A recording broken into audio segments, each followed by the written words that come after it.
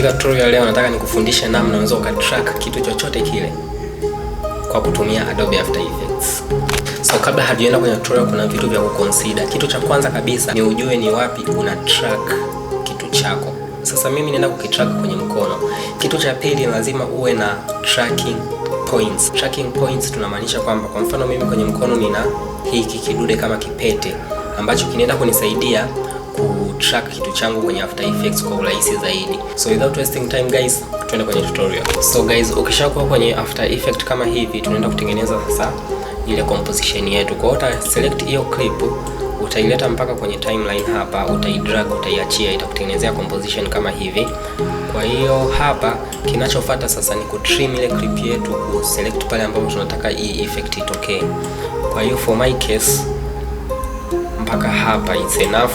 Kwa hiyo nitabonyeza Control Shift na D, nitakuwa nimeicut hii clip kama hivi, nita delete hicho kipande cha mbele ili nibaki sasa na hiki kipande hapa. Then baada ya hapa nitashika hiki kiarrow, nitakidrag mpaka hapa, alafu nita right click, nitabonyeza trim comp to work area. Kwa hiyo hii ndo composition yangu yote ambayo naenda kuifanyia effect. Kwa hiyo baada ya hapo sasa utaenda kwenye window, alafu tracker. Hapa uta click. Ikishakuja tracker kama hii, utabonyeza hapa kwenye, utarudi mpaka kwenye timeline yako mwanzo kabisa, mwanzo wa point. Alafu utabonyeza track motion. Ukibonyeza track motion itakufungulia hivi, itakuletea tracking point. Hapa sasa tunaenda kutrack ile point ambapo tunataka tracking yetu itokee. For that case mimi nitatrack hiki kipete changu kile ambacho nilikuwa nimekivaa. Kwa hiyo hiki ki small box na kiambia kwamba After Effect track from this area within, ila hii outer box ina track hiyo data. So ifanye kwamba tracking box yako hiyo kubwa kidogo namna hii, ili uweze kupata zile tracking points accurately. Kwa hiyo baada ya hapa ukaiposition vizuri kabisa, kuhakikisha una set zile point zako vizuri. Then baada ya hapo utabonyeza hapa analyze forward. Kwa hiyo ukibonyeza After Effect itaanza kutrack kama hivyo. Unaona After Effect ina track. After Effect ikiacha point nyuma, utabonyeza pause, alafu utarudi analyze backward one frame. Kwa hiyo tunarudi nyuma one frame kufix yale makosa ambapo yamejitokeza ndani ya After Effect. Kwa hiyo tutarudi back one frame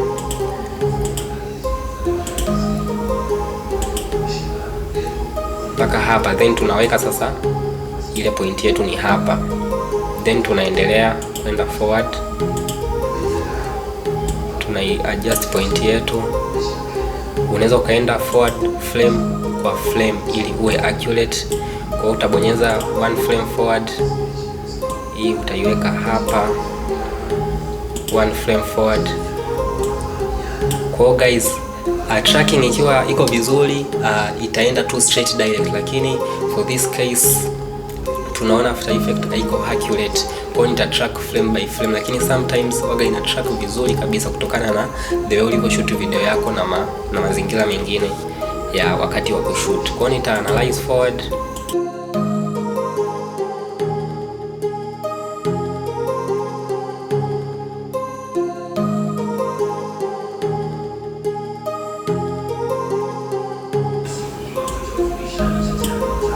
Kwa hiyo utakuwa una track tu hivyo, una track forward. Ukiona makosa unarudi unarekebisha ile tracking point, una track forward frame kwa frame hivyo hadi upate tracking data ambayo ni nzuri.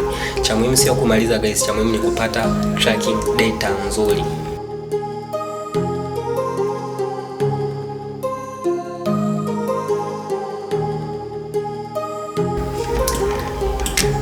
So guys, inaona kabisa nimemaliza kutrack clip yangu.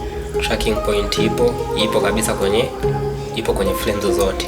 So ukishamaliza hapo, una right click hapa, unatengeneza new, alafu null object. Null object hii ni kama void, yani ni layer ambayo haina kitu, ambayo hii layer sasa tuenda kuzihamisha zile tracking data kutoka kwenye clip yetu kwenda kwenye hii null object. Kwa hiyo sasa utaenda hapa kwenye tracker, ile tracker, uta edit target, utachagua ile null object yako sasa. Afu utabonyeza okay. Then baada ya hapo unabonyeza apply X and Y. Okay, so baada ya hapo unaona null yetu ina zile tracking data zote. So baada ya hapo unaweza sasa ukachukua labda text ukaweka hapa, ukaandika labda niandike hivyo text, oh my gosh, font gani hii? So nitachagua font hapa, my favorite font hii hapo.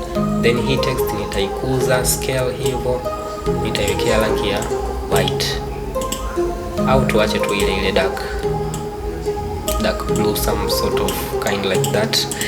Kwa hiyo baada ya hapo unaona hamna kitu chochote kinachotokea. Kwa hiyo hii text inabidi tuipea sasa, tuiparent yenyewe kwenye null object yetu, kwa sababu ile null object ndio ina zile tracking data. Unaona tukifungua hii null object hapa, tunaona hizi keyframe. Hizi keyframe ndio zile tracking points zetu, I mean tracking data zetu. Kwa hiyo tutachukua hii text tutaivuta mpaka hapa. Mpaka hapo tayari tunakuwa tumeshaipea sasa kwenye null object. Kwa hiyo unaona sasa text inakuwa ina move na mkono, lakini hii inaonekana weird. Sasa inabidi tubadilishe position ya hii text kwa kuclick P, alafu sasa una adjust position kwamba ikae maybe hapa palam. Kwa hiyo ikishakaa hapo, kwa hiyo sasa hivi unaona iko tracked pale, umeona.